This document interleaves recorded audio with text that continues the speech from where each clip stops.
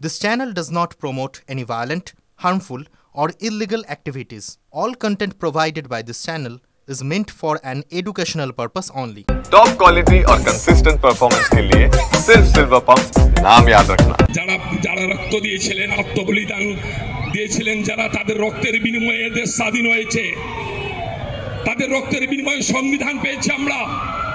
সেই সংবিধান আমাদের গণতান্ত্রিক অধিকার এসেছে। আমাদের সেই গণতান্ত্রিক অধিকারের মধ্য দিয়ে আমাদের বেঁচে থাকার অধিকার এসেছে। আমাদের ধর্মনিরপেক্ষতা, আমাদের সাংবিধানিক স্বীকৃতি, আমাদের গণতান্ত্রিক অধিকার, আমাদের নিরাপত্তা সবকিছু দিয়ে গেছেন যারা আত্মবলিদান দিয়েছিলেন। ভগৎ সিং, মাতঙ্গিনী হাজরা, ক্ষুদিরাম বোস, বিনয় বাদল দীনেশ, মাস্টারদা, সূর্য সেন, অসংখ্য শহীদরা যারা তাদের আত্মবলিদানের ফলে আমাদের এই দেশ পেয়েছি। তুমি আমাদের দেশে ভাগ করে দিচ্ছ কারা হিন্দু কারা মুসলিম, তুমি আমাদের দেশে ভাগ করে দিচ্ছ যে কারা বাঙালি কারা উড়িয়া কারা গুজরাটি কারা বিহারি। তুমি ভাগ তুমি কে? তুমি কে? তুমি আমার দেশকে ভাগ করছো। তোমার রক্তের বিনিময়ে, তোমার পরিবারের রক্তের বিনিময়ে, আত্মর রক্তের বিনিময়ে আমরা দেশটা স্বাধীন করিনি, আমাদের দেশটা স্বাধীন হয়নি। সংবিধানকে মান্যতা না দিয়ে আজকের দিনে দাঁড়িয়ে তুমি বিভিন্ন ধরনের পরিকল্পনার মধ্যে দিয়ে শুধু ক্ষমতায় টিকে থাকার জন্য মানুষের রক্তের উপরে, মানুষের লাশের উপর দিয়ে যেতে চাইছো। পলাশীর প্রান্তরে লাশের পর লাশ বিছিয়ে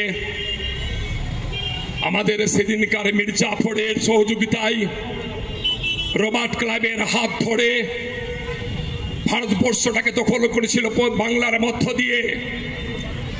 এই মীর জাফরেরা আজকে ভারতবর্ষে বসে আছেন। আজকে এই মীর জাফর, বিজেপি নামক মীর জাফর আজকে রাজ্যের বিরোধী দলের নেতা, আজকে বিজেপির এমপি এমএলএরা, আজকে দেশের প্রধানমন্ত্রী, তারা মীর জাফরের মতো আর একটা রবার্ট ক্লাইভকে ভারতবর্ষের বুকে ঢুকিয়ে আজকে নতুন করে ভারতবর্ষটাকে আরেকবার পরাধীন করে দেবার চক্রান্ত করছেন। বন্ধু, আমি শুধু আপনাদের কাছে আজকে এই স্বাধীনতা দিবসে আবেদন করব, অনুরোধ করব, একবার মনে রাখুন ইতিহাসের পাতাটা উল্টে উল্টে ক্ষুদিরাম বোসের সেই দিনের স্মৃতিটা শুধু ভাসছে চোখে তুলে সামনে নিয়ে আসুন। বিনয় বাদল দীনেশ, ক্ষুদিরাম বোসের সে বক্তব্যগুলোকে সামনে তুলে নিয়ে আসুন। টিকতে পারবে না বিজেপি, এই মোদী সরকার টিকতে পারবে না।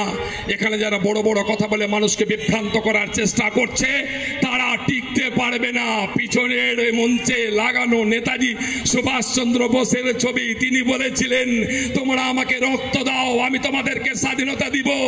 আমি উনার কাছে দুই হাত জোরে করো জোরে করছি, প্রণাম করে নিচ্ছি। আপনার সেই বাণী আজকের আমরা শুনবো না। আপনি রক্ত চেয়েছিলেন, রক্ত দিয়েছিল বিনয় বাদল দীনেশ, লক্ষ লক্ষ ভারতবাসী।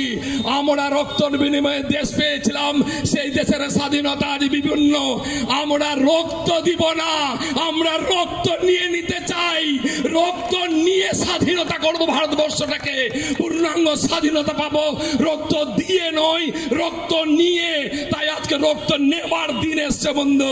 বিজেপি বন্ধুরা স্বপ্নের ঘরে তুমি দেখছো জাহাজ করে ভাসছে, ওই যে ছোট ছোট বাচ্চারা আবৃত্তি করে কবু ভাবি পাখি হয়ে উড়িতাম আকাশে, কবি ভাবি মাছ হয়ে কাটিতাম সাঁতার। তুমি মাছ হয়ে স্বপ্নের মধ্যে সাঁতার কাটতে চাইছো, তুমি পাখি হয়ে আকাশে উড়তে চাইছো। পশ্চিমবঙ্গের বাঙালিরা আমরা ঐক্যবদ্ধ। পশ্চিমবঙ্গের বাঙালিরা আজকে ঐক্যবদ্ধভাবে মমতা ব্যানার্জির নেতৃত্বে আমরা একসাথে এক আওয়াজে লড়াইয়ের আন্দোলনে আমরা লড়াই করতে চাই, আমরা লড়তে চাই। আমরা আরেকবার মমতা ব্যানার্জির নেতৃত্বে, মাতঙ্গিনী হাজরা আজকে নেই, এক নতুন মাতঙ্গিনী হাজরার জন্ম হয়েছে পশ্চিমবঙ্গের বুকে, নাম তারা মমতা ব্যানার্জি। সে মমতা ব্যানার্জির নেতৃত্বে বাঙালিরা আমরা আরেকবার লড়তে চাই। স্বাধীনতা সংগ্রামে যেভাবে পলাশীর প্রান্তর থেকে আমাদের দেশ বেদখল হয়েছিল আর বাঙালিরা আন্দোলনটা শুরু করে দেশ স্বাধীন করেছিলেন, আমরা আরেকবারে লড়তে চাই মমতা ব্যানার্জির নেতৃত্বে। আমরা আরেকবার লড়তে চাই মমতা ব্যানার্জির নেতৃত্বে। দেশে স্বাধীনতার জন্য পূর্ণাঙ্গ স্বাধীনতা আমরা পেতে চাই।